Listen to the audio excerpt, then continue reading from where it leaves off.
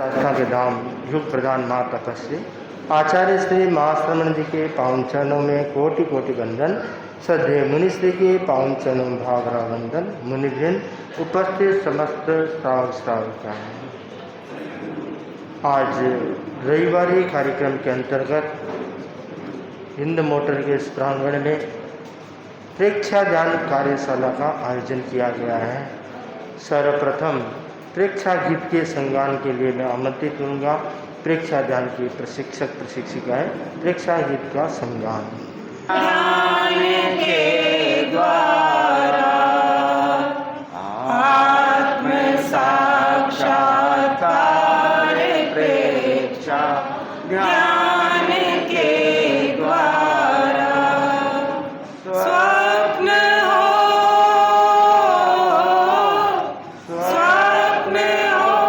साकार इस अभियान के द्वारा आत्म साक्षात्कार प्रेक्षा ज्ञान के द्वारा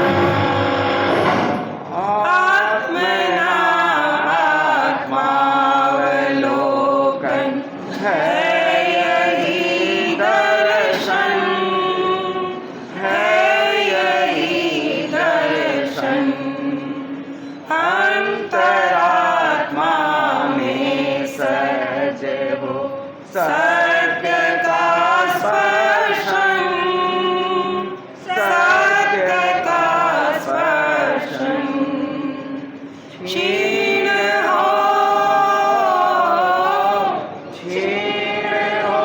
संस्कार अंतर्धान के द्वारा आत्म साक्षात्कार प्रेक्षा ज्ञान के द्वारा मानसिक संतुलन जागृति और चित्त समाधि, और चित्त समाधि।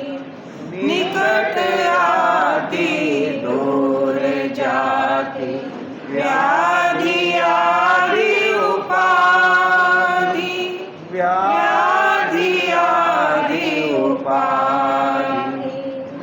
प्रेम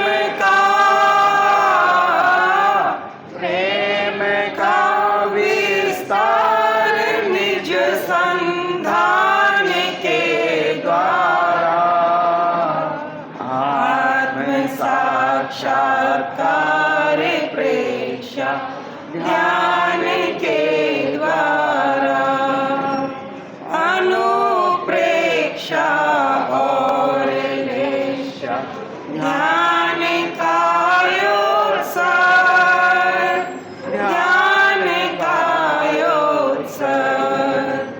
श्वास प्रेक्षा से धरा पर उतर आए स्वर, उतर आए स्वर।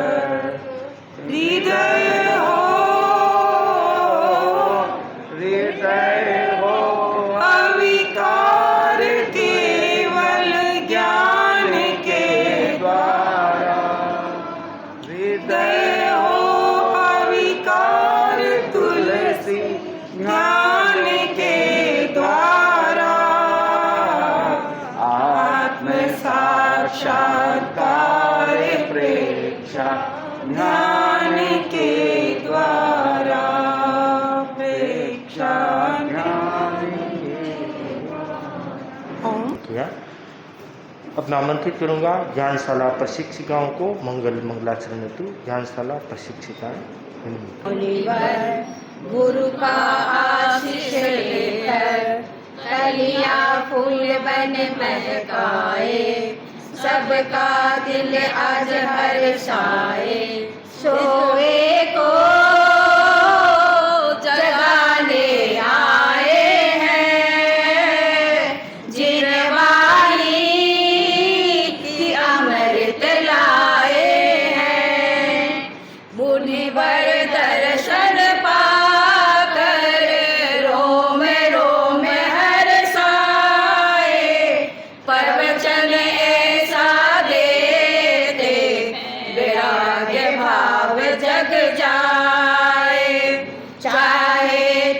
जलती धूप सताए, मुनिवर फिर भी मुस्काए।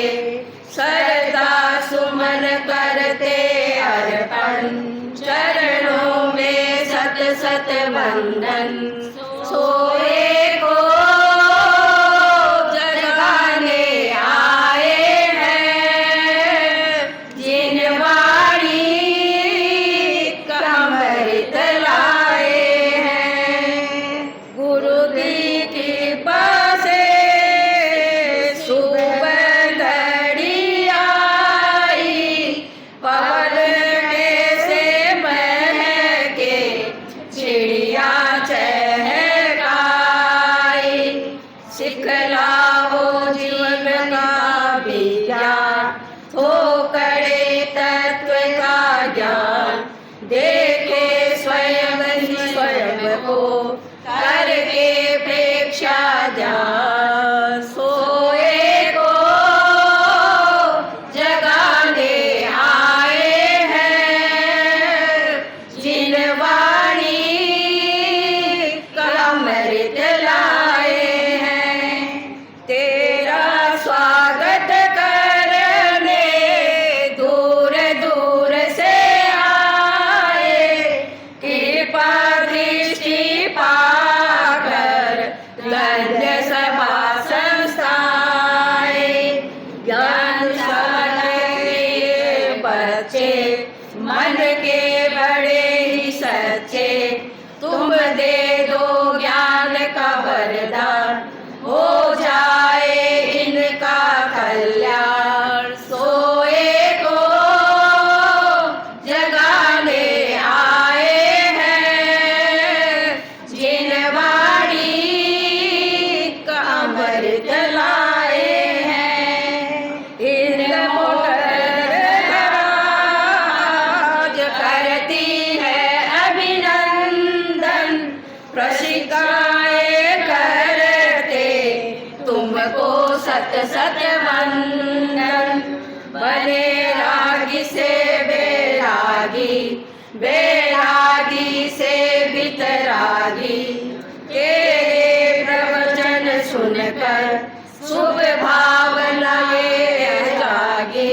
सोए को जगाने आए हैं, जिन वाणी अमृत लाए हैं। जिन समुनि का उद्बोधन, परमानंद जी का संबोधन। मुनि कुणाल बाल बैरागी, हृदय से करते वंदन। करते तुमको आज नमन, ये चांद तारे गगन। मुनिवर आशीष तुम दे दो, कि सिद्ध बन जाए हम। सोए को जगाने आए हैं, जिन वाणी अमृत लाए हैं। सोए को जगाने आए हैं, जिन वाणी अमृत लाए हैं। खुशी से झूम उठा है, उसी से हमें भी अपना कलम लिखने का अवसर प्राप्त हुआ। मैंने छोटी सी कविता लिखने के गीतिका लिखने का प्रयास किया। आज पूरा हिंद मोटर सभा, महिला मंडल, युवक परिषद, ज्ञानशाला सभी आपके प्रति बहुत बहुत कृतज्ञता ज्ञापन करते हैं। ओम अरम। के अध्यक्ष पंकज जी पारक को आज के इस अवसर पर अपना स्वागत वक्तव्य प्रस्तुत करेंगे। पंकज जी पारक। मुनि श्री जिनेश कुमार जी, छयवर्ती मुनिवर श्री परमानंद जी एवं श्री कुणाल कुमार जी को मथेन मंदानी। उपस्थित श्रावक श्राविकाएं, मुनि श्री का मैं आभार व्यक्त करता हूं कि उन्होंने हमारी विनती पर महती कृपा करके प्रेक्षादान शिविर के आयोजन की स्वीकृति दी। और मैं आभार व्यक्त करता हूं श्री अरुण जी नाडा, मंजूबाई सिफानी, गणपति भाई दुग्गड़ विनीता जी जैन एवं डॉक्टर प्रेम भाई चौरडिया का, जिन्होंने प्रेक्षादान कार्यशाला का संचालन किया। हमारे धर्म संघ के 10वें अधिशास्ता आचार्य श्री महाप्रज्ञ जी को प्रेक्षादान का संस्थापक कहा जाता है। आप एक महान आध्यात्मिक, दार्शनिक, मानवतावादी व लेखक थे। आपको प्रेक्षा प्रणोता भी कहा जाता है। प्रश्न उठता है कि प्रेक्षादान क्या है? मन के द्वारा सूक्ष्म स्थल चेतना के द्वारा सूक्ष्म चेतना को देखना है, जो ध्यान का मूल तत्व है। इसलिए इस ध्यान पद्धति को प्रेक्षादान कहा जाता है। प्रेक्षादान का मतलब देखना, यानी गहराई में उतर कर देखना। प्रेक्षादान विचारों को रोकने का अंतिम साधन है। इसका सीधा मतलब है अपने आप को देखें। प्रेक्षा ध्यान में श्वास प्रेक्षा विशेष कारगर है। आते जाते श्वास को देखना, किसी एक बिंदु पर ध्यान केंद्रित करना आदि इसके सरल उपाय हैं। आज इन गहन बिंदुओं पर मुनिश्री सरल भाषा में प्रकाश डालेंगे। हमें इसका पूरा लाभ लेना है। आज के इस कार्यक्रम में जो भी सहभागी बने हैं, मैं उनका हिंद मोटर सभा की ओर से हार्दिक अभिनंदन करता हूँ। ओम हर।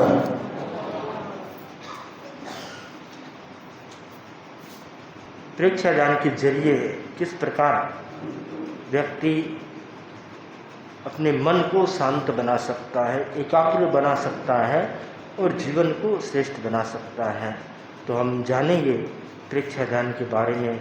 उससे पूर्व मैं आमंत्रित करूंगा बालमुनि कुणाल कुमार जी को गीत के संगान के लिए। बालमुनि कुणाल कुमार। स्वामी जीरो नाम लाग प्यारो है, थारी महिमा जग में नारी, तेरा पंथ सितारो है, तेरा पंथ सितारो है। स्वामी जीरो नाम लाग प्यारो है, थारी महिमा जग में नारी, तेरा पंथ सितारो है, तेरा पंथ सितारो। जिन वाणी रो बिगुल बजायो, चेतन चिन्मय स्वामी जी, एक डोर में रही जो सारा, निसरी वाणी नामी जी। बार बार जावा बलिहारी, प्रभु ही एक सहारो है, थारी महिमा जग में नारी, तेरा पंथ सितारो है, तेरा पंथ सितारो है। माला जपता जपता टूट भवा भवारा बंधन जी, संत महंत भदंत स्वामन, घना कराम वंदन जी। रग रग में रम गयो स्वामी जी, तू ही भवन स्तारो है, थारी महिमा जग में नारी, तेरा पंथ सितारो है, तेरा तेरा पंथ सितारो।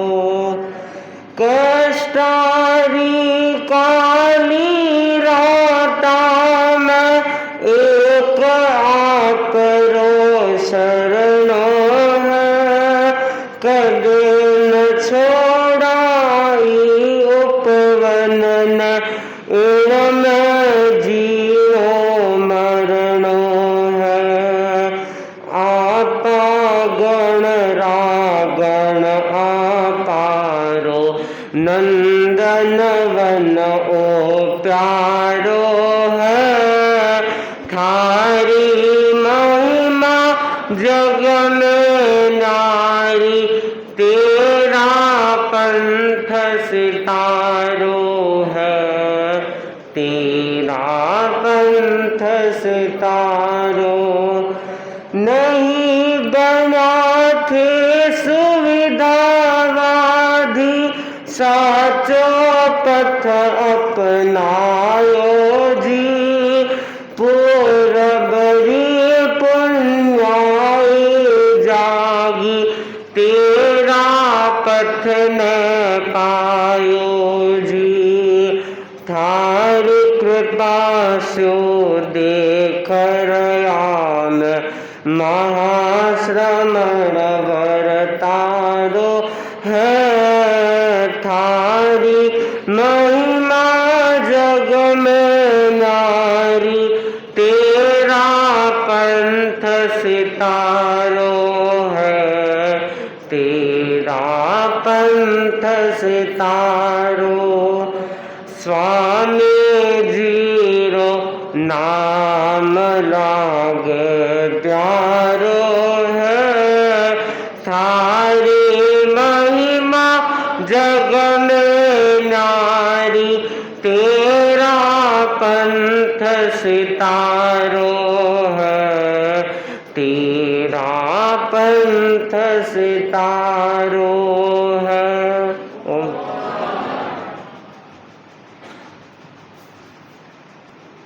युग में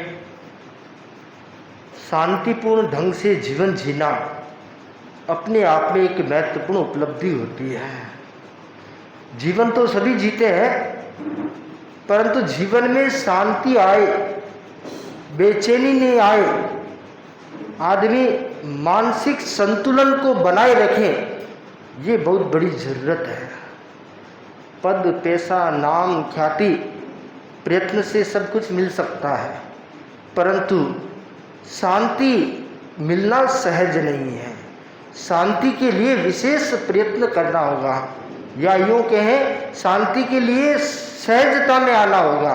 सहजता में आ गए तो अपने आप शांति आ जाएगी। और जितनी जितनी सहजता दूर होती है, व्यक्ति दिखावटीपन और कृत्रिमपन में आता है, उतनी उतनी शांति दूर होती चली जाती है। तो हमारा जीवन सहजता की ओर आगे बढ़े तो हमारे मन में शांति रह सकती है। शांति का एक महत्वपूर्ण जरिया जो है, साधन जो है, वह है प्रेक्षा ध्यान। आचार्य श्री महाप्रज्ञ जी ने अनेक वर्षों तक स्वयं अपने जीवन को प्रेक्षा ध्यान के प्रयोगों में लगाया, स्वयं जिया उन्होंने, और उसके बाद चिंतन मंथन करके साधना के अनुभूत प्रयोगों को करके उन्होंने फिर एक पद्धति का निर्माण किया, जिसे हम प्रेक्षा ध्यान पद्धति कहते हैं। तो इस ध्यान की प्रक्रिया के द्वारा हम मानसिक शांति और संतुलन को प्राप्त कर सकते हैं। आज हम देखते हैं छोटे से लेकर बड़े तक छोटी छोटी बात में उलझ जाते हैं। इसने ऐसा कह दिया, उसने ऐसा कह दिया, इसने ऐसा कर दिया, उसने ऐसा कर दिया, यानी मन में शांति नहीं है। छोटी बात में मन उलझता है तो समझना चाहिए मन अशांत है, कहीं न कहीं आप समस्या में है, परेशानी में है। तो मन को शांत रखना है, जिससे हम छोटी बातों को नज़रअंदाज कर सकें, छोटी बातों में उलझे नहीं। तो छोटी बात में कब उलझता है? जब उसके भीतर में नकारात्मकता अधिक होती है। और जो लोग छोटी बात में नहीं उलझते वे हमेशा पॉजिटिविटी में रहते हैं, सकारात्मकता में रहते हैं। तो सकारात्मकता कैसे आए? तो सकारात्मकता के लिए जो प्रयोग हैं वे प्रेक्षा ध्यान के प्रयोग हैं जो व्यक्ति को पॉजिटिविटी में ला सकते हैं, सकारात्मकता में ला सकते हैं। तो बहुत जरूरी है हर श्रावक श्राविका, हर व्यक्ति ध्यान की प्रक्रिया से जुड़े। बहुत सारे लोग सिर्फ ध्यान का नाम सुनते हैं और सोचते हैं कि ध्यान अपने बस की बात नहीं है। ऐसा नहीं है, ध्यान हर कोई कर सकता है, भले थोड़ा करो भले ज़्यादा करो, परंतु ध्यान हर कोई कर सकता है। बस थोड़ा सा मन को मनाने की ज़रूरत है। मन मान गया तो आप ध्यान की विधा में उतर सकते हो, ध्यान से बहुत कुछ प्राप्त कर सकते हो। तो बहुत ज़रूरी है कि हर व्यक्ति ध्यान के प्रयोग करे, प्रेक्षा ध्यान के प्रयोग करे। छोटा सा प्रयोग है महाप्राण ध्वनि, अभी इस कार्यशाला में कराया गया था महाप्राण ध्वनि।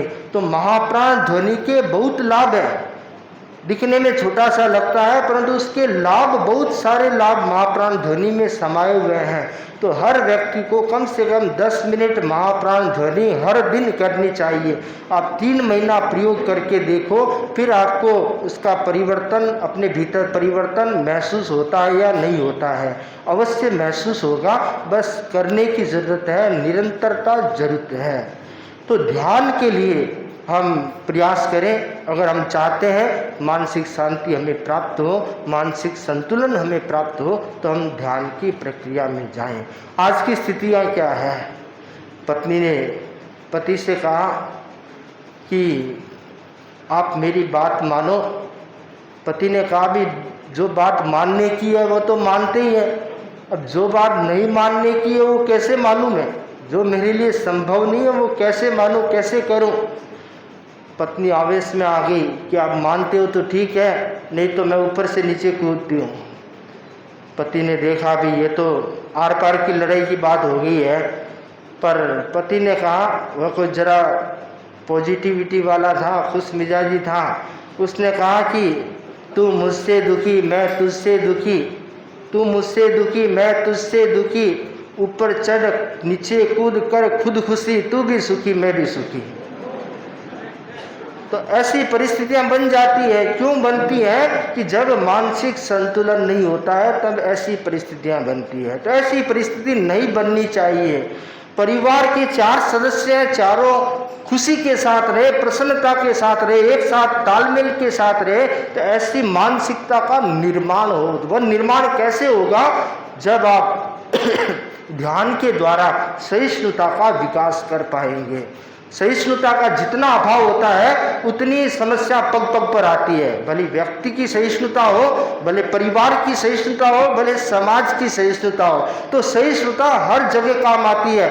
घर में काम आती है, व्यापार में काम आती है, और समाज के क्षेत्र में काम आती है, पढ़ाई के क्षेत्र में काम आती है। कहीं पर भी जाओ सहिष्णुता सबसे पहले लगेगी।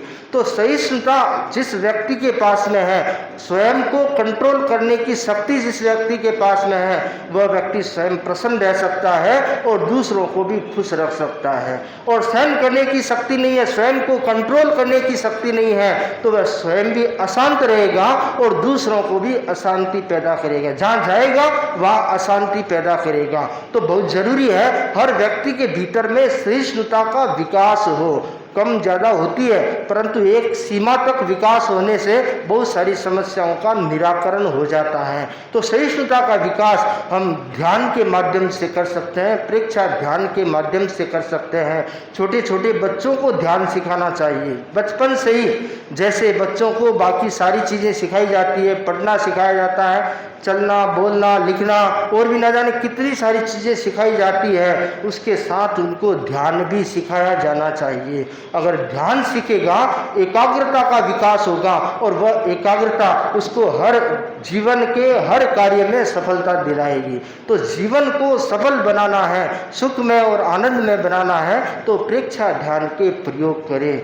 संकल्प करें। संकल्प की शक्ति बहुत बड़ी शक्ति होती है। जिस व्यक्ति के पास में संकल्प की शक्ति होती है वह असंभव कार्यों को भी कर डालता है, और संकल्प की शक्ति नहीं होती है तो जो साधारण सा लगने वाला कार्य भी वह नहीं कर पाता है। तो संकल्प शक्ति हर व्यक्ति के भीतर में जागृत हो कि मैं अपने मन को शांत बनाऊंगा, ध्यान के प्रयोगों के द्वारा अपने जीवन में क्रांतिकारी परिवर्तन लाऊंगा, तो वह संकल्प शक्ति आपके जीवन को बदलने में बहुत महत्वपूर्ण साबित होगी। तो आज हम प्रेक्षा ध्यान के संदर्भ में, जीवन की सफलता के संदर्भ में हम मुनिश्री के द्वारा सुनेंगे विभिन्न महत्वपूर्ण उद्बोधन एवं विभिन्न सूत्रों को, जिनके माध्यम से हमारे जीवन की राह और अधिक प्रशस्त हो सके। मेरा निवेदन श्रद्धेय मुनिश्री से। भगवान महावीर स्वामी के चरणों में कोटि से भाई और बहनों, उपस्थित धार्मिक प्रेमी भाई और बहनों,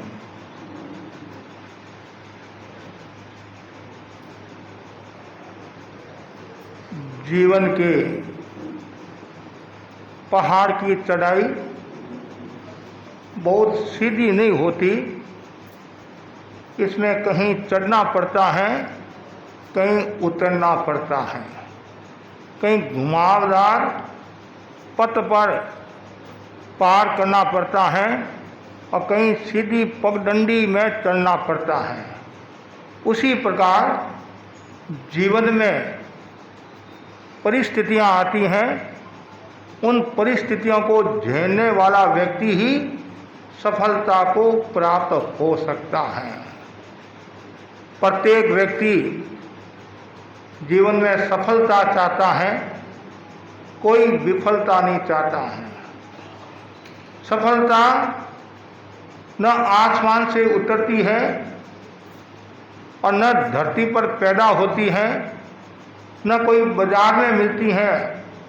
सफलता और विफलता हमारे भीतर है। और जो व्यक्ति सफलता को प्राप्त होना चाहता है तो उनको कुछ सूत्रों की आराधना करनी चाहिए। उनमें पहला जो सूत्र बताया है, स्वभाव। जो अपने भाव में रहता है वह सफलता को प्राप्त हो सकता है। निषिद्ध चूर्णी में आदि में बताया है, समायिक किसका नाम है? स्वभाव में रहना ही समायिक है। जो स्वभाव अपने भाव में रहता है, और हमारी सबसे बड़ी कमजोरी यह है, हम अपने भाव में नहीं रहते हैं, इसलिए विफलता को प्राप्त होते हैं। स्वभाव, दुर्भाव और अभाव। और दुर्भाव, अभाव और एक महत्वपूर्ण है सद्भाव। स्वभाव, सद्भाव। जो व्यक्ति सद्भाव वाला होता है वो अपने स्वभाव में रहता है। जो सद्भाव वाला नहीं होता है वो दुर्भाव में रहता है। और जिसके पास में भाव नहीं, अभाव में रहता है, वह भी अनेक प्रकार की समस्याओं को निमंत्रण देता है। लेकिन हमेशा स्वभाव में रहना, अच्छे भावों में रहना। जो व्यक्ति अच्छे भाव में रहता है वह सुगति को प्राप्त होता है। और जो अच्छे भावों में रहता है शारीरिक, मानसिक, भावनात्मक स्वास्थ्य को प्राप्त होता है। जो अच्छे भाव में रहता है, स्व में रहता है, उसका आभा मंडल निर्मल होता है, आभा पवित्र होता है, भावधारा शुद्ध होती है। जो स्वभाव में नहीं रहता है पर विफलता को होता है, कठिनाई प्राप्त होता है। इसलिए हमेशा स्वभाव में रहना, अपने भाव में रहना, न किसी के भाव में रहना। अपने भाव में रहने वाला व्यक्ति ही आत्मा का उत्थान कर सकता है और आत्मा का कल्याण कर सकता है, सफलता को प्राप्त हो सकता है। इसलिए बार बार भावना भाव मैं अपने स्वभाव में रहूं। जो व्यक्ति अपने स्वभाव में रहता है वह तरक्की करता है। बहुत सुंदर कहा है, न किसी के अभाव में जियो। न किसी के अभाव में जियो और न किसी के प्रभाव में जियो, न किसी के अभाव में जियो न किसी के प्रभाव में जियो। ये जिंदगी है आपकी, अपने स्वभाव में जियो, अपने स्वभाव में जियो। और जो अपने स्वभाव में जीता है वही व्यक्ति सफलता को प्राप्त होता है। और जिसका स्वभाव अच्छा होता है तो वो सबका अच्छा होता है, और स्वभाव अच्छा नहीं है तो सब लोग आपका तिरस्कार करते हैं, अपमान करते हैं। कोयल और कौवा दोनों काले हैं, काले काले किशन जी, धोले धोले मक्खन जी है। पुराने समय में बच्चों को ऐसे बताया जाता था। तो कागा और कोयल दोनों एक ही रंग के हैं, लेकिन दोनों में रात दिन का अंतर है। एक क्रों क्रों करता है और लोग उसको उड़ाते हैं, और एक मीठी बोलती है तो लोग और सुनना पसंद करते हैं। जैसे कोई लता मंगेशकर बोल रही है, तानसेन बोल रहा है, हरिदास बोल रहा है, और कोई गांगला तेली बोलता है कि आप बिराजो सा, दूसरों को मौका दो सा। तो कितना है, तो बहुत सुंदर बात कही है। स्वभाव अपना होता है, लेकिन स्वभाव को बदलना जरूरी है। तो जो अच्छा बोलता है तो सब लोग उसके पास में बैठेंगे, जो अच्छा नहीं बोलता है तो अपने परिजन हैं वो भी आपको धोखा देकर छोड़कर चले जाएंगे। क्यों? सारा खेल स्वभाव का है। अच्छा स्वभाव व्यक्ति का व्यक्तित्व बनाता है, और खराब स्वभाव व्यक्तित्व में आँच लाता है, व्यक्तित्व को हानि पहुंचाता है। अच्छा स्वभाव है तो पराये भी अपने हो जाएंगे, और अच्छा स्वभाव नहीं है तो अपने भी पराये हो जाएंगे। आज घरों में जो समस्या आती है, तलाक की समस्या आती है, या अलग होने की समस्या आती है, या मार पीट की जो समस्या आती है, उसमें एक बड़ा कारण है स्वभाव। स्वभाव अच्छा नहीं होता है, कटु स्वभाव होता है, आक्रोश वाला स्वभाव होता है, तो फिर क्या होता है, दो चूल्हे होने में टाइम नहीं लगता है। इसलिए स्वभाव को अच्छा रखो, और स्वभाव आपका अच्छा है तो जो आपके घर पर आया है वह खुश होकर जाएगा। कम से कम मीठा बोलने में कंजूसी क्यों, मीठा बोलने में कंजूसी क्यों? हमें ये जीभ मिली है तो अच्छा बोलो, अच्छा स्वभाव रखो। अच्छा स्वभाव रखोगे तो आपकी साधना अच्छी होगी, कर्मों का बंधन कम होगा, और भीत रागता की ओर प्रस्थान करोगे। और स्वभाव अच्छा नहीं है तो कभी कभी इतनी समस्या आती है जिनकी कल्पना नहीं कर सकते हैं। जब पियर वाले आते हैं तब तो अच्छा स्वभाव रखते हैं, और ससुराल वाले आते हैं तब आप उसके साथ में कैसा व्यवहार करते हैं, अच्छा भाव नहीं रखते हैं।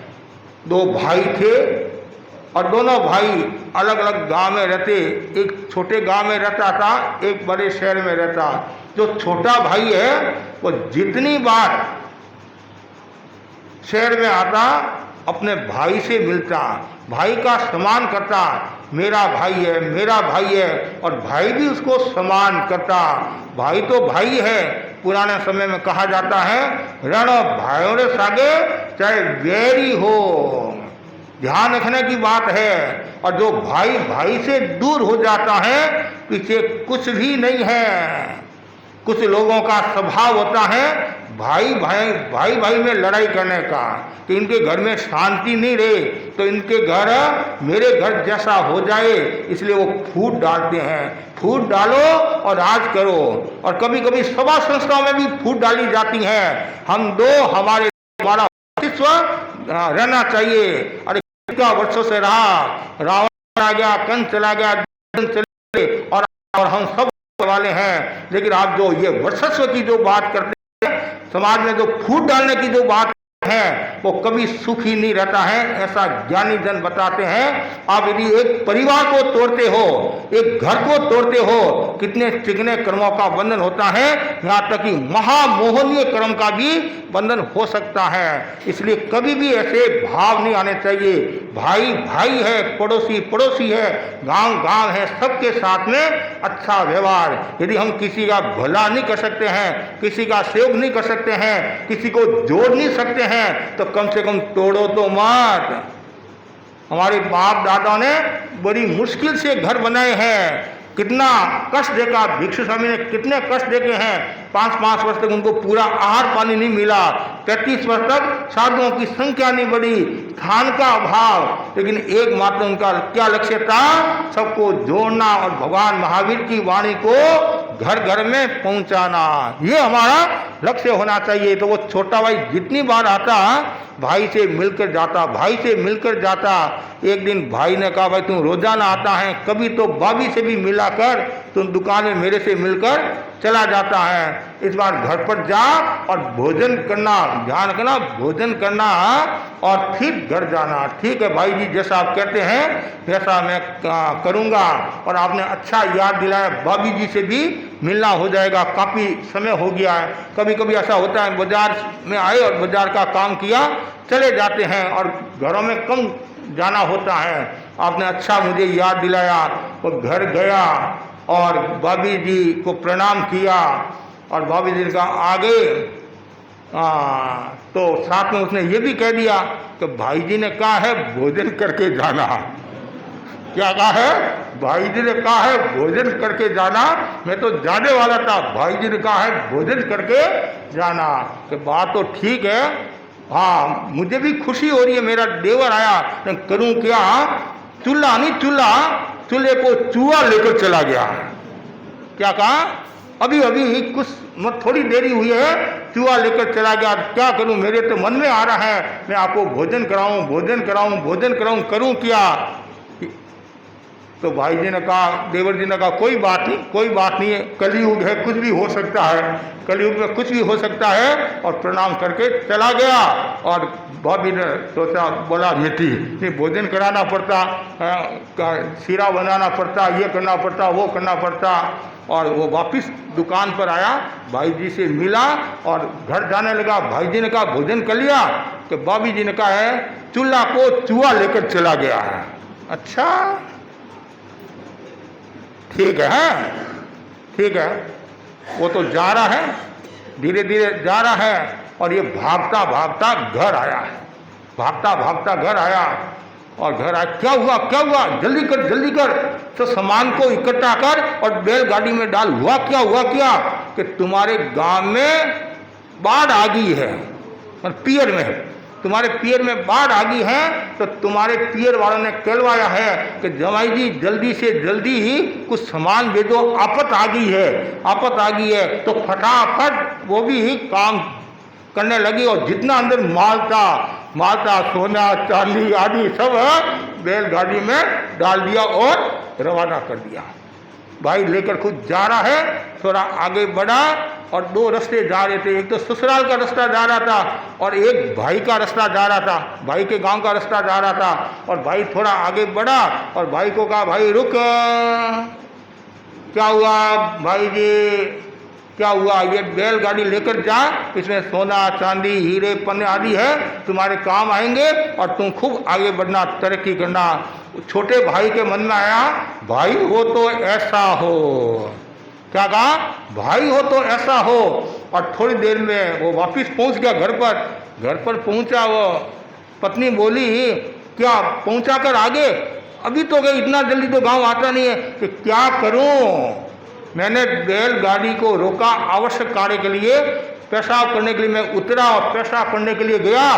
पीछे आकाश में जो चील उड़ती नहीं, चील पक्षी होता नहीं, चील पक्षी होता है, वो उड़ रहा था और उसने वो तत्काल नीचे आई और बैलगाड़ी को उठाकर लेकर चली गई, लेकर चली गई। तो ऐसा कभी होता है? तुम मेरे को मूर्ख बना रहे हो कि देख, मूर्ख मैं कहाँ बना रहा हूँ? तुमने क्या कहा? तुमने क्या कहा? चूल्हा को चूहा, तो चूल्हे को चूहा ले जा सकते हैं तो बैलगाड़ी को चील ले जा सकती है। कलयुग में कुछ भी हो सकता है। तत्काल अकल ठिकाने आ गई। कहते हैं अकल ठिकाने आ गई। अकल ठिकाना आ जाए तो सुखी हो जाए। अकल ठिकाने आती नहीं है, नहीं कितनी बार ठोकरें खाते हैं तो भी अकल नहीं आती है। ये सब क्यों हुआ? मन में दुर्भाव था, सद्भाव नहीं था। सद्भाव होता तो ये समस्या नहीं आती। इसलिए हमेशा सद्भाव रखो। आचार्य भिक्षु के समय की बात आती है। सोजत के एक गृहस्थ थे, अनंदो जी नाम के एक श्रावक थे। अनंदो जी अणादोजी नाम के श्रावक थे, विरोधी थे हमारे। तो एक दिन किसी ने कहा भाई भिकन जी आए दर्शन कर ले, भिकन जी आए दर्शन कर ले। जब आदमी आवेश में होता है, दुर्भाव में होता है, अच्छे भाव में नहीं होता है, वो कुछ भी बोल देता है, उसको भान नहीं रहता है। इसलिए कहा गया है बिना विचारे जो करे सो पाछे पछताए। बिना विचारे जो भी कार्य करता है, वो क्या बोला, भिकन जी के दर्शन, और वो बोला काले कलूटे भिकनिया का मुंह देखने का ही त्याग है। क्या कहा, काले कुलटिया भिकनिया का मुंह देखने का ही त्याग है। जैसे ये कहा, कुछ ही समय के बाद उसकी नजर चली गई, अंधा हो गया, अंधा हो गया। अब विरोधी लोग होते नहीं तो वो इधर भी मजा लेते हैं, उधर भी मजा लेते हैं। तो किसी ने कहा देखो वचन का पालन करना हो अंधो जी की तरह करो। अंधो जी का मेरे मुंह देखने का त्याग है, देखने का मुंह कैसे देखेंगे, वचन का पालन। तो जो व्यक्ति जैसा मन में भाव रखता है वैसा ही उसका स्वभाव हो जाता है, और खराब स्वभाव आत्मा को नुकसान पहुंचाता है और वो विफलता को प्राप्त होता है। इसलिए कहा गया है हमेशा भाव अच्छे होने चाहिए। हमारे मुनि कृष्ण स्वामी फरमाते थे जैसा भाव वैसा श्राव, जैसा भाव वैसा श्राव, जैसा श्राव वैसा व्यवहार, जैसा व्यवहार वैसा स्वभाव, और जैसा स्वभाव वैसा प्रभाव। आपका जैसा स्वभाव होगा वैसा प्रभाव होगा। कितने ज्ञानी हो, ध्यान हो, तपस्वी हो, यदि आपका स्वभाव अच्छा नहीं है तो जितनी आपको सफलता मिलनी चाहिए उतनी सफलता नहीं। सफलता का स्वभाव में रहना, अपने आप में रहना, अनंत काल से यात्रा करे हैं, पर भाव में रहें। समय आ गया है सो भाव में रहना, अपने भाव में रहना, और अपने भाव के विकास के लिए ध्यान साधना सर्वोत्तम उपाय है। बहिर यात्रा से अंतर यात्रा का सशक्त जो उपाय बताया गया है वह है ध्यान। ध्यान एक ऐसा आलम है जिससे सफलता प्राप्त हो सकता है और अपने स्वभाव में रह सकता है। तो दूसरा जो सूत्र बताया है वो है, ये तो स्वभाव, दूसरा है समभाव। जो स्वभाव की साधना करेगा वही संभाव को प्राप्त होगा। संभाव का मतलब क्या होता है, अनुकूल और प्रतिकूल परिस्थिति में संतुलित रहना। संभाव मतलब सीधी सरल भाषा में समता की साधना करना, संभाव रखना, कष्टों को सहन करना। जीवन में उतार चढ़ाव आते हैं, कष्ट आते हैं, उन सबको जो सहन करता है और संभाव की चेतना का विकास करता है वह सफलता को प्राप्त होता है। जो छोटी छोटी बातों में उलझ जाता है, गुस्सा करने लग जाता है, अधीर हो जाता है, और जो सब्र नहीं रखता है तो कब्र तैयार है। जो सब्र नहीं रखना है कब्र उसकी तैयार है। इसलिए हमें अधीर नहीं होना है, हर समय धीर। और जो व्यक्ति धीर होगा वह गंभीर होगा, और जो गंभीर होगा वह श्रेष्ठ होगा, शक्तिशाली होगा। बार बार ज्ञानी जन कहते हैं संभाव में रो, स्वभाव फिरे संभाव की साधना। अरहत वंदना में हम बोलते नहीं, समया धम्म मुदा, समया धम्म मुदा हरे मुनि, अर्थात समता में धर्म है। धर्म किस में है, संभाव में धर्म है, समता में धर्म है, और किसी में धर्म नहीं है। कितना सुंदर कहा है, त्याग की चेतना का विकास कब होगा, जब भीतर में समता होगी। वैराग्य कब स्वीकार करोगे, दीक्षा कब लोगे, जब भीतर में संभाव का भाव होगा। हर स्थिति में संभाव की चेतना का विकास होना। बार बार भावना भाव मेरा वह दिन आए मैं संभाव की साधना करूं, और उसके लिए क्या करना, महापुरुषों को याद करो, दशरथ कुमार मुनि को याद करो, मेतार्य मुनि को याद करो, भगवान महावीर को याद करो, भिक्षु तुलसी महाप्रज्ञ को याद करो, बड़े बड़े महापुरुषों को याद करो जिन्होंने संभाव की चेतना का विकास किया। भगवान महावीर की साधना में कितने कष्ट आए, कितने कष्ट आए। एक दिन में 20 मानांतर किसने दिए, संगम ने दिए, फिर भी संभाव समभाव क्यों, यदि मैं क्रोध करूंगा तो फिर मेरी सुगति कैसे होगी, कर्मों का क्षय कैसे होगा। इसलिए समभाव जीवन है, उतार चढ़ाव आते हैं। जीवन एक संग्राम है, जीवन एक संग्राम है और संग्राम में युद्ध होता है तो हारता भी है, जीतता भी है। तो जीवन में हार जीत होती रहती है और हार जीत में संभाव रखना। जीता तो अहंकार नहीं दिखाना, हारा तो मुरझाना नहीं। ठीक है, जीवन है, हार जीत होती रहती हैं। हमारे साधु जीवन में भी कितने उतार चढ़ाव आते हैं। कभी घी घना, कभी मुट्ठी चना, कभी रबड़ी मिल जाती है और कभी राबड़ी भी नहीं मिलती है, राबड़ी भी नहीं मिलती है। कभी तो लोग भावना भाते पधारो पधारो पधारो और कभी कभी ऐसा होता है कोई भावना भाने वाला भी नहीं होता है। लेकिन दोनों स्थितियों में संभाव रखते हैं। क्यों, मैं साधु हूँ, समणो हूँ, मैं समन हूँ, साधु हूँ। मैंने साधुत्व को स्वीकार किया है, साधु बना लिया है। तो जीवन में उतार चढ़ाव आता है। कभी ऐसा नहीं कहना कि मैं कौन से क्षेत्र में आ गया, यहाँ आहार पानी नहीं मिलता है, कोई पूछने वाला नहीं है, पानी नहीं मिलता। नहीं, ये सोचो सहज जी निर्जरा हो रही है, कर्मों की निर्जरा, कर्म कट रहे हैं और आत्मा विशुद्ध हो रही है। तो संभाव की चेतना का विकास जरूर होना चाहिए। और जो संत होते हैं वो अपने स्वभाव में भी रहते हैं और संत अपने समभाव में भी रहते हैं, स्वभाव में भी रहते हैं और समभाव में भी रहते हैं। इसलिए कवि ने बड़ा ही सुंदर कहा है, संत ने छोड़े संत ही, संत ने छोड़े संत ही, कोटि के मिले असंत, मले भुजंग ही बंदिया, शीतलता न त्यजंत। संत होते हैं वो कभी भी अपनी संतता नहीं छोड़ते हैं। कितनी उनको असंत मिल जाए, असत व्यवहार करने वाले व्यक्ति मिल जाए, एक नहीं दो नहीं करोड़ों मिल जाए, फिर भी वो अपनी सज्जनता संतता नहीं छोड़ते हैं। कैसे, जैसे मले भुजंग ही बंदिया, चंदन का जो पेड़ होता है, चंदन का जो पेड़ होता है नहीं, और भुजंग में सांप लिपटा हुआ है और लिपटने के बाद भी चंदन अपनी सौरभ को, सुगंध को छोड़ता। तो मतलब कितने वो सांप उसको बांध दे कर दे, लेकिन चंदन अपनी सौरभ बिखेरता रहता है, मतलब सुगंध देता रहता है। इसलिए संत जो होते हैं वो हमेशा चंदन के वृक्ष के समान होते हैं। किसके समान? जैसे चंदन है वो अपनी शीतलता नहीं छोड़ता, चंदन अपनी शीतलता नहीं छोड़ता है, और उसी प्रकार संत भी सज्जनता संतता नहीं छोड़ते हैं। तो बहुत महत्वपूर्ण उदाहरण है। तो वो भुजंग कितना ही उसको लपेट ले, कुछ भी कर ले, लेकिन वो शीतलता नहीं छोड़ता। तो संत के साथ कितना ही दुर्व्यवहार हो जाए, तो संत अपनी शीतलता क्या संतता नहीं छोड़ते हैं। तो जो संतता नहीं छोड़ता है तो समझना चाहिए वो संभाव की चेतना का विकास करा है, और जो संभाव की चेतना का विकास करता है वो व्यक्ति आगे बढ़ता है। बहुत सुंदर कहा गया है, बड़ा कौन होता है? बड़ा कौन? जो पैसा वाला वो बड़ा, जिनका पेट मोटा है वो बड़ा, या पीछे अनुयायी ज़्यादा है वो बड़ा।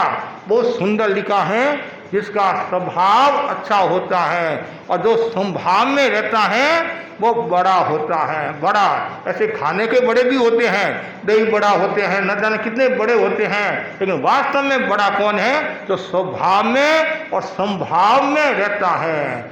तीसरा जो सूत्र बताया बहुत सुंदर, वो ये है सेवा भाव। जो सेवा भाव रखता है वह सफलता को प्राप्त होता है। कुछ हमारे ऐसे श्रावक श्राविकाएं हैं, धर्म संघ में साधु साध्वी तो है ही है, कुछ ऐसे श्रावक श्राविका भी है, हर समय संघ की सेवा के लिए तैयार रहते हैं, अहर्निश संघ की सेवा के लिए तैयार रहते हैं। कुछ तो चलाकर कहते हैं, महाराज कभी भी मौका हो, अवसर हो तो मुझे सेवा का मौका देना, मैं रास्ते की सेवा करने के लिए भी तैयार हूँ, ठिकाना की भी सेवा करने के लिए तैयार हूँ। कुछ तो ऐसे भी मिल जाएंगे कि महाराज झाड़ू भी निकालना है तो भी मैं तैयार हूँ। मतलब जहाँ सेवा भावना होती है वह संघ तेजस्वी होता है, परिवार तेजस्वी होता है, समाज तेजस्वी होता है, और जहाँ सेवा भावना नहीं है तो संघ परिवार समाज तेजस्वी नहीं हो सकता। कारण जिस घर में एकता नहीं है, सेवा भावना नहीं है, तो वो कैसे आगे बढ़ेगा। अन्य संप्रदाय के साधु साध्वी क्या कहते हैं, अपनी समाज को क्या कहते हैं कि सेवा के लक्षण तेरापंथी श्रावक श्राविकाओं से सीखो कि सेवा कैसे करना है।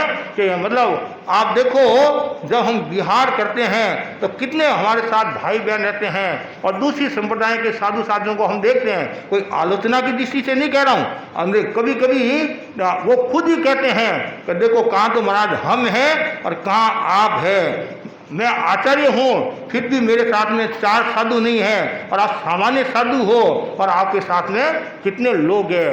ये मतलब ये सब भिक्षु स्वामी का प्रताप है। भिक्षु स्वामी ने ऐसे संस्कार दिए, संगठन को इतना मजबूत बनाया जिसके कारण समस्या नहीं आती है। तो ऐसे घर परिवार में भी यदि संगठन मजबूत होगा तो समस्या नहीं आएगी। हम सब एक है, ये भावना भाव, हम सब एक है। वैचारिक मतभेद हो सकते हैं, विचार भेद हो सकते हैं, लेकिन जब संघ का काम पड़े, परिवार का काम पड़े, सुख दुख का काम पड़े, उस समय तैयार रहना। सेवा भावना। समाज का कोई सदस्य यदि बीमार हो जाए या कोई आपत्ति आ जाए तो एक समाज का नैतिक कर्तव्य होता है उनकी सार संभाल करना। सार धार्मिक वात्सल्य जिनको बोलते हैं सार संभाल, तो मैं वो सावधिक प्रवृत्ति की बात नहीं कर रहा हूँ, निर्वधिक प्रवृत्ति की बात कर रहा हूँ। सावधिक प्रवृत्ति का भी अपना मूल्य है और साधु तो अपनी भाषा में बोलते हैं, लेकिन हम ये कहते हैं सार धार्मिक वत्सलता का भाव होना चाहिए। ये मेरा धर्म संघ का सदस्य है, ये जिन शासन का सदस्य है, अरे कम से कम मानव तो है, मानवता का भाव सबके भीतर में होना चाहिए। जहाँ सेवा भावना होगी वहाँ मानवता का विकास होगा, और जहाँ सेवा भावना नहीं है मानवता का विकास कहाँ होगा। भाषण देना अलग बात है, गीत गाना अलग बात है, व्यवस्था करना अलग बात है, लेकिन सेवा भावना अलग बात है। आज वर्तमान में हम देखते हैं एक माँ 10 बच्चों की परवरिश कर सकती हैं और 10 बच्चे मिलकर एक माँ बाप की सेवा नहीं कर पा रहे हैं। ऐसा सुनने में आता है, सुन रहे हैं कि आज हमारे समाज में भी वृद्धाश्रम की ओर जा रहे हैं कि मेरे से सेवा नहीं होती है, मेरे से सेवा नहीं होती है। जिस माँ बाप ने तुम्हारे को पाला पोसा बड़ा किया, आज उनकी सेवा के दिन आए और तुम कह रहे हो मेरे पास टाइम नहीं है, मेरे तो नौकरी जाना है, जॉब जाना है। अरे कल तुम भी तो बूढ़ा होगा, कल तुम भी तो वृद्ध होगा, तो कभी भी ऐसा मन में भावना नहीं आए। एक शेर था और खूब संपन्न था, और आखिर लास्ट के दिनों में क्या होता है, उसके खांसी होगी है तो बार बार कब भी आता है, बार बार थूकता है। तो पिताजी से कहा पुत्र ने, पिताजी अब आप घर पर ही विश्राम करो, क्योंकि दुकान पर बैठते हो बार बार थूकते हो तो अगला भाग सब खराब हो जाता है, तो लोग भी दुकान नहीं आते हैं, आप घर पर बैठा करो। ठीक है, बेटों ने कह दिया और घर पर बैठ लिया, बाहर बाजोड़ ये पलंग खाट बिछाकर, अब वो खांसी आ रही, बार बार थूकता भी है, कब है, तो पूरा वो जगह को खराब कर दिया। तो औरतें परेशान होगी, ये क्या है, ये तो रोजाना की समस्या, कौन साफ करेगा। शाम को पति घर पर आए, चारों भाई, और 4 औरतों ने मीटिंग की कि क्या किया जाए। तो एक ने सुझाव दिया, मकान के पीछे जो बाड़ा है, बाड़ा में खाट लगा दो और वहाँ इनको बैठा दो और घंटी पकड़ा दो। क्या पकड़ा दो? घंटी पकड़ा दो। सुबह दोपहर शाम 3 समय घंटी बजे तो चाय रोटी पानी की व्यवस्था कर लेना। ठीक है, अब वो सेठानी तो थी नहीं, सेठ था, ऐसी स्थिति करे क्या। ठीक, अब बेचारा रो रहा है, सब कुछ करा ले, इसलिए कभी कभी जो उनके हमदर्दी लोग होते हैं तो मिलने के लिए भी आते हैं। ये सारा दृश्य किसने देखा? पोते ने देखा। किसने? पोते ने देखा। एक दिन की बात है, पोता कहाँ गया? बाड़ा में गया और दादाजी वो घंटी थी नहीं, घंटी लेकर बैठे थे और पास में रख दी। दादाजी इधर उधर देख रहे हैं, वो पोता घंटी लेकर भाग गया। और वो दादा चिल्लाता है, नालायक, थारा बाप तो नालायक है, तू माँ नालायक है। हाँ, तू माँ नालायक है, कम से कम 3 टाइम रोटी जो भोजन मिलता वो भी तुमने बंद करा दिया और कोई पूछने वाला नहीं है। सुबह से लेकर शाम तक वो घंटी तो बजती नहीं है, घंटी बजती नहीं तो वो सुनते नहीं। तो सुबह से लेकर शाम तक बेचारा भूखा, और शाम को आए। पत्नी ने कहा कि आज तो पिताजी ने कुछ मांगा ही नहीं, क्या उपवास है क्या? तो दिनेश कुमार जी ने उपवास की प्रेरणा दी क्या? हाँ, उपवास है। और जाकर पूछा क्या बात है, आज क्या है, वो जो तुम्हारा लड़का है वो घंटी लेकर भाग गया, मैं करूं क्या? अब मेरी आवाज़ इतनी नहीं है कि घर तक पहुंच जाए, धीरे धीरे बोलता हूं, इसलिए मैं भूखा हूं। और औरतों ने भी कोई ध्यान दिया नहीं, भाई क्यों नहीं आज रोटी मांगी, क्या बात है, आदि है। ठीक है, मेरे कर्म हैं, किसी का दोष नहीं है, मैंने ऐसे कोई कर्म किए जिनके कारण ये ऐसा हो रहा है। अब शाम को वापस मीटिंग हुई और लड़का भी आया। लड़के को कहा, अरे तुम बाप की घंटी क्यों लेकर गया? दिन भर भूखे रहे कि पिताश्री मैं घंटी बाजार लेकर गया। कहाँ लेकर गया? बाजार, बड़ा बाजार है ना, बड़ा बाजार लेकर गया। कि क्यों? अब आप ही तो बूढ़े होंगे, नहीं आप ही बूढ़े होंगे, आप 4 हो, मेरा दादा तो 1 है और मेरे पिताजी और काका 3, मैं 4 है। तो मैं घंटी अच्छी देखने के लिए गया था कि बाजार में कहाँ अच्छी घंटी ऐसी मिलती है, तो मैं 4 घंटी पहले लाकर रख दूँ, आजकल क्या महंगाई का ज़माना है, महंगा, उसमें मेरी स्थिति क्या रहे, तो मैंने पहले ये व्यवस्था कर दी है। जैसे ये कहा, ऐसा क्यों किया? आपको अकल नहीं है? आप मेरे दादा के साथ ऐसा व्यवहार करते हो हैं? जिस दादा ने इतना कमाया, पढ़ा, पोषा, बड़ा किया, और आज मेरे दादा के साथ ऐसा व्यवहार करो, कल आपके साथ ही ऐसा व्यवहार होने वाला है। कहते हैं बाप की काका की आंखें खुल गई और तत्काल से समान वापिस अंदर लाया, चिकित्सा कराई, ठीक हो गए और वापिस दुकान जाने लग गए। अब देखो कितनी है, वो पोते के मन में वो भावना थी, पोते के मन में भावना होने के कारण सारा घर का वातावरण चेंज हो गया। तो घरों में ऐसे लोग भी होते हैं, कोई न कोई ऐसी दिव्य आत्मा होती हैं, पूरे घर को संवारने वाली होती है, सजाने वाली होती है, और पुण्यात्मा होती हैं। तो सेवा भावना जहाँ है तो वहाँ सफलता है। सेवा भावना, बार बार भावना भाव आता है महापुरुष जी के शब्दों में, सेवा करो सफल बनो, सेवा करो।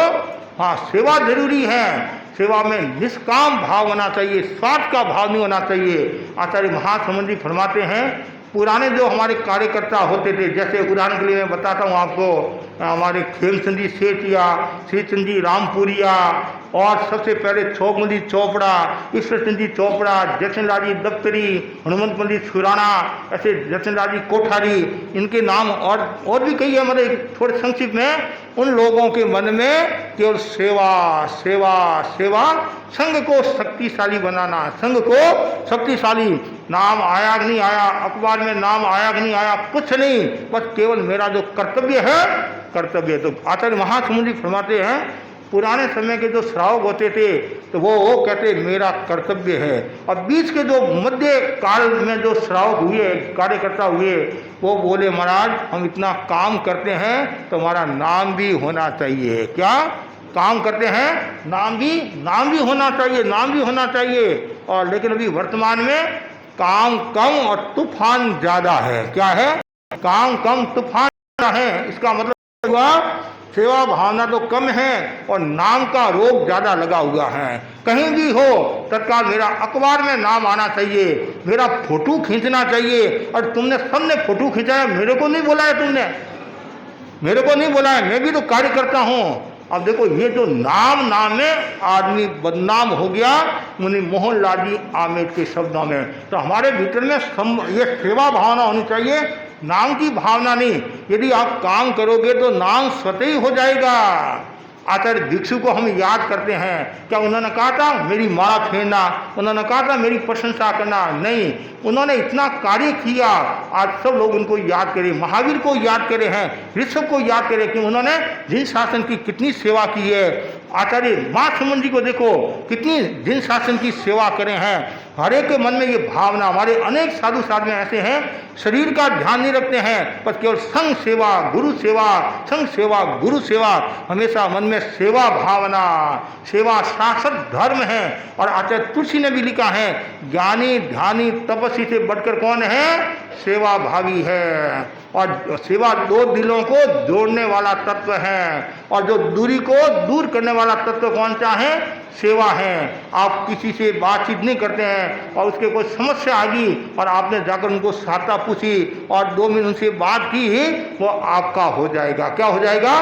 सेवा में इतनी ताकत है और 2 दिलों को जोड़ लेती हैं, तो हमेशा सफलता को प्राप्त होना है। तो तीसरा जो सूत्र है वो है सेवा भावना, स्वभाव, संभाव और फिर सेवा भाव, और लास्ट में है सहयोग। सेवक का भी वो सेवा के अंतर्गत, सेवा सेवक अंतर्गत आता है। तो जहाँ सेवक की आवश्यकता होती है और कोई व्यक्ति किसी का सेव करता है वह भी सफलता को प्राप्त होता है। तो हमारे भीतर में हमेशा हमेशा सफलता का भाव होना चाहिए।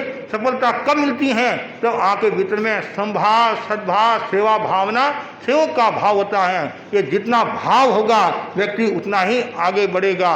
तो हर समय भावना भाव, यदि सफलता को प्राप्त होना है, सफलता को प्राप्त होना है तो ये हमेशा मन में भावना रखो, मैं संभाव सद्भाव का विकास करूं। तो जितना ज़्यादा संभाव सद्भाव का विकास करेगा, सहयोग का विकास करेगा, उतना ही वो तेजस्वी यशस्वी होगा। और एक महत्वपूर्ण जो सूत्र बताया है वो ध्यान से सुनने का, सफलता को प्राप्त होना है तो हमारे भीतर में समर्पण का भाव होना चाहिए। सब सह की चर्चा कर, समर्पण भाव, समर्पण, अर्पण कहते नहीं, अर्पण, झुक जाओ, अहंकार का विलय कर लो। हमेशा समर्पण का भाव, जहाँ गुरु जो कहते हैं, संत जो कहते हैं, बड़े जो कहते हैं, बुजुर्ग लोग कहते हैं कि बात उनकी बात मुझे हो सकता है वो आपके मन के अनुकूल नहीं हो सकता है आपके मन के अनुकूल परिणाम नहीं हो, फिर भी मुझे समर्पण, में जिस धर्म संघ का सदस्य हूँ और उस धर्म संघ के प्रति मुझे समर्पण रखना है। और हमारे यहाँ तो वो बताया जाता है, और जैसे ही हम गुरु के दर्शन करते हैं तो पहले समर्पण करने के बाद ही हम मुंह में पानी डाल सकते हैं। तो जितना ज़्यादा समर्पण का भाव होगा उतना ही व्यक्ति तेजस्वी होगा, यशस्वी होगा। तो बार बार ये भावना भाव, और सभा संस्थाओं में भी समर्पण का भाव होना चाहिए। जो आपका मुखिया है, मुखिया के प्रति भी समर्पण का भाव होना चाहिए। घर में जो मुखिया है उसके प्रति भी समर्पण का भाव होना चाहिए। और समर्पण का भाव होगा तो वो आपको अच्छी सलाह देंगे, अच्छा मार्ग बताएंगे और आपका जीवन भी अच्छा होगा।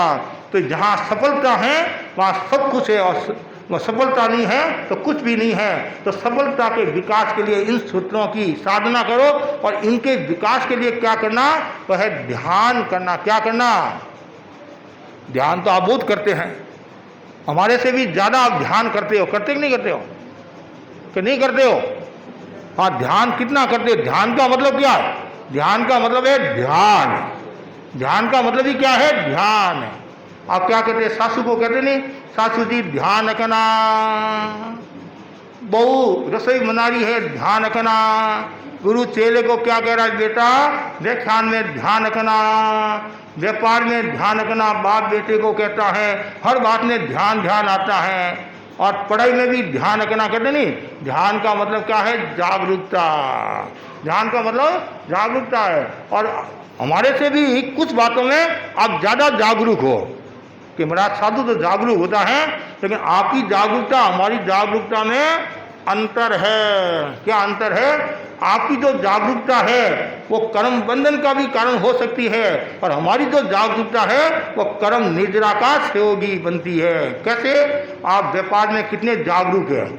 8 बजे दुकान खोल देते हैं और बड़े ध्यान से ये ग्राहक कैसा आया, ये मुर्गा कैसा आया है और इसको कैसे लूटना है, कैसे फंसाना है, तो वो कर्म बंधन का साधन हो गया। और हमारे पास कोई आता है तो हम जागरूकता के साथ उनको धर्म ध्यान की प्रेरणा देते हैं, समाज समर्थ की प्रेरणा देते हैं। इसलिए ध्यान जरूरी है, और ध्यान आप रखते हैं तो ध्यान में अंतर है। और ऐसे भी ध्यान 4 प्रकार का बताया है। आठ ध्यान, रुद्र ध्यान, धर्म ध्यान, शुक्ल ध्यान। 4 ध्यान है नहीं, तुमने 4 ध्यान में 2 ध्यान तो शुभ है और 2 ध्यान अशुभ है। आठ और रुद्र ये 2 अशुभ है, और धर्म और शुक्ल ये क्या है? शुभ है। तो हमें शुभ ध्यान का विकास होना है। यदि शुक्ल ध्यान आ जाए तो बेड़ा पार हो जाएगा। शुक्ल ध्यान का मतलब है पूर्ण समाधि। पूर्ण समाधि, और पूर्ण समाधि कब मिलती है? न राग न द्वेष। समाधि का क्या अर्थ है? जो राग द्वेष को क्षय कर लेता है उसका नाम है समाधि, उसका नाम है वीतरागता। और जो पूर्ण वीतराग हो गया तो उनके ध्यान हो गया वो शुक्ल ध्यान। शुक्ल ध्यान के भी 4 पाए होते नहीं, 4 पाए होते हैं। तो इसलिए शुक्ल ध्यान की साधना, धर्म ध्यान की साधना हर समय व्यक्ति को करनी चाहिए। आर्त और रुद्र ध्यान से दूर रहना चाहिए। और ऐसा कहा जाता है, हम ध्यान क्यों करें? अधिकांश लोग शारीरिक स्वास्थ्य के लिए ध्यान करे हैं, बॉडी मेंटेन के लिए ध्यान करे हैं। योगासन ध्यान किसे बॉडी मेंटेन के लिए है, लेकिन वास्तव में ध्यान किस लिए करना? दुख मुक्ति के लिए ध्यान करना। किसके लिए ध्यान करना? दुख मुक्ति के लिए ध्यान करना। जन्म दुखम जरा दुखम रोगाय मरणार्य अहो दुखो ये संसारो, अहो दुखो ये संसारो जत्र किसंती जंतु। कितना सुंदर कहा है, जन्म दुख है, जरा दुख है, रोग दुख है, बुढ़ापा दुख है। इन सबसे निजात पाने के लिए, इनसे छुटकारा पाने के लिए व्यक्ति को क्या करना चाहिए? ध्यान करना चाहिए, धर्म करना चाहिए। और धर्म का जो एक अंग है वो क्या है? ध्यान है। और ध्यान का मतलब है स्थिरता। ध्यान का मतलब है मन वचन काया का स्थिरीकरण। ध्यान का मतलब है निर्विचारता। और ध्यान का मतलब है किसी एक वस्तु पर मन को केंद्रित करना।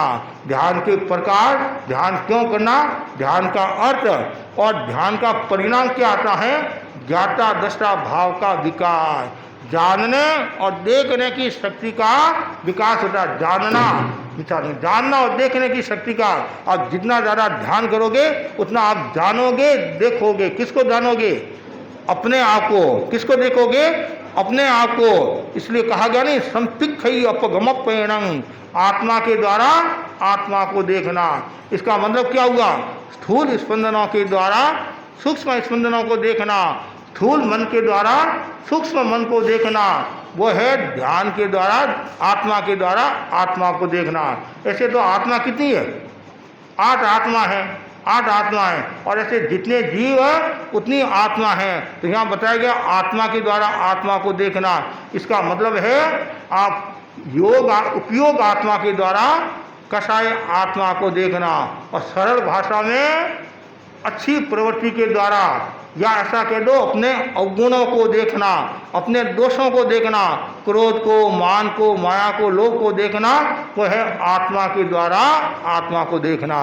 दूसरों की आत्मा को नहीं देखना है, अपनी आत्मा को देखना है। और जो अपनी आत्मा को देखता है वो ज्ञाता दृष्टा भाव का विकास करता है। और साथ साथ में बहुत सुंदर बताया गया है ध्यान का अधिकारी कौन, या ऐसा कह दे ध्यान करने की इच्छा तो बहुत रहती है आपकी, ध्यान के बाधक तत्व बताए गए हैं। संग त्याग पहला बताया है, जो आसक्ति रखता है पदार्थ के प्रति, वस्तु के प्रति जो आसक्ति रखता है वह ध्यान कर नहीं पाता है। आसक्ति 3 प्रकार की बताई नहीं, देह की आसक्ति, देह की आसक्ति, नेह की आसक्ति और गेह की आसक्ति। पहला क्या है? देह मतलब शरीर, शरीर के प्रति भी कितनी आसक्ति होती है। गे घर के प्रति भी आसक्ति होती है। ने स्नेह परिवार के प्रति भी कितनी आसक्ति होती है। वो आसक्ति ध्यान का बाधक तत्व है। दूसरा है जिसके भीतर में कषाय भाव होता है, क्रोध, मान, माया, लोभ, वह साधना करने नहीं देता है, वो ध्यान का बाधक तत्व। पहला तो है संग, दूसरा है कषाय और तीसरा है इंद्रिय और मन की चंचलता। इंद्रियां की प्रधानता होती है, मन चंचल होता है, तो आदमी ध्यान कर नहीं पाता है। और जिसके दिन में व्रत धारणा नहीं है वह भी ध्यान साधना नहीं कर सकता है, वो ध्यान का बाधक तत्व हो जाता। व्रत होगा तो ध्यान का साधक तत्व हो जाएगा। और उसके बाद में वो सुंदर कहा है, ये सब नियम बताए हैं। मनोक्षाणं जस चेती सामग्री ध्यान जन्मनी। या हम दूसरे शब्दों में ऐसा भी कह सकते हैं, ध्यान का जन्म कब होता है? ध्यान का जन्म कब होता है? तो पहला सूत्र बताया संग त्याग, जो आसक्ति का त्याग करता है ध्यान का जन्म होता है। दूसरा है कषाय नाम, जो कषाय का त्याग करता है वहाँ ध्यान का जन्म होता है। तीसरा जो निग्रह करता है वहाँ ध्यान का निग्रह करता है और ध्यान का जन्म होता है। और व्रत धारणा होती है वहाँ ध्यान का जन्म होता है। जो मन और इंद्रियों पर विजय प्राप्त करता है वहाँ ध्यान का जन्म होता है। जैसे महापुरुषों का जन्म शुभ वेला शुभ घड़ी में होता है, उसी प्रकार ध्यान का जन्म भी शुभ वेला शुभ घड़ी में होता है। हर समय ध्यान नहीं होता है, कुछ क्षण आते हैं, उन क्षणों में चेतना का परिवर्तन हो जाता है। तो बस मैं इतना ही आपको कहना चाहता हूँ, जितने भी यहाँ भाई बहन बैठे हैं ये सब ध्यान के प्रति आकर्षण पैदा करें। और व्यवहार में भी ध्यान करने से तनाव मुक्ति, ध्यान करने से मन प्रसाद, ध्यान करने से संवेग नियंत्रण में रहते हैं और ध्यान करने से संतोष का विकास होता है, अंतर्दृष्टि जागृत होती है और आध्यात्मिक विकास होता है और संवर निद्रा की साधना होती है। आप ध्यान करोगे, ध्यान तो निद्रा ही है, और त्याग करोगे तो क्या हो जाएगा, संवर हो जाएगा। इसलिए हमेशा ध्यान का भाव रखो। जो जितना ज़्यादा ध्यान करेगा उतना ही आनंद की अनुभूति होगी। तो ध्यान में किस लिए करना, आध्यात्मिक विकास के लिए, आत्मा के साक्षात के लिए हमें ध्यान साधना करना है, न कि शरीर की शुद्धि के लिए। अब मन की शुद्धि के लिए करना, भाव की शुद्धि के लिए करना, तो तन की शुद्धि स्वतः हो जाएगी। और ज़्यादा आप ध्यान नहीं कर सकते हैं तो आप थोड़ा ही ध्यान करो, 5 मिनट का ही ध्यान करो, 10 मिनट का ही ध्यान करो, उससे भी आपको बहुत बड़ी संपदा मिलेगी, बहुत बड़ी सफलता मिलेगी। इसलिए ध्यान जरूरी है, हर पल हर क्षण ध्यान साधना करते रहो। भगवान महावीर ने त्याग, तपस्या, ध्यान साधना के द्वारा केवल ज्ञान को प्राप्त किया, त्याग नहीं किया। और हम गुरुदेव तुलसी के आभारी हैं और आचार्य महाप्रगिरी मुनि नटमल जी उस समय के, और उनको निर्देश दिया कि भगवान महावीर की ध्यान साधना पद्धति पुरानी है, विच्छिन्न हो रही है और वापिस पुनर्जागृत करना है, पुनर्जीवित करना है। तो आचार्य महाप्रगिरी जी ने अपनी साधना के द्वारा ये नवनीत समाज को दिया। तनाव से जो ग्रसित पीढ़ी है उनके लिए रामबाण औषध का कार्य करने वाली शक्ति कौन है, वो है ध्यान साधना। ध्यान अनेक प्रकार के होते हैं, लेकिन हमारे 13पन में जो ध्यान है उसका नाम है प्रेक्षा ध्यान। गहराई के साथ देखना, अपने आप को देखना, और ध्यान का ये शुभारंभ, विधिवत शुभारंभ प्रेक्षा ध्यान का हुआ, जयपुर में हुआ, विक्रम संवत 2032 गुरुदेव का चातुर्मास था, वहाँ विधिवत प्रेक्षा ध्यान का शुभारंभ हुआ। तो आज हजारों लोग ध्यान से लाभान्वित हो रहे हैं और गुरुदेव की कृपा से कलकत्ता में भी ध्यान का अच्छा माहौल बना हुआ है। मेरी इच्छा है कि ज़्यादा से ज़्यादा ध्यान साधना हो। हमने 3 बड़े शिविर लगा दिए हैं और 4था शिविर भी हम दक्षिण हावड़ा में 21 सितंबर से 28 सितंबर लगाने वाले हैं। और अभी से आप तैयार हो जाओ। हमारे जो मंजू भाई सिपाही हैं उनसे आप संपर्क, या जो सभा दक्षिण हावड़ा सभा है उनसे भी आप संपर्क कर सकते हैं, और भी जो जिम्मेदारी जिनको दी जाती है उनसे आप संपर्क कर सकते हैं। तो ज़्यादा से ज़्यादा ध्यान साधना के द्वारा आंतरिक शक्तियों को जागृत करें, सुषुप्त चेतना को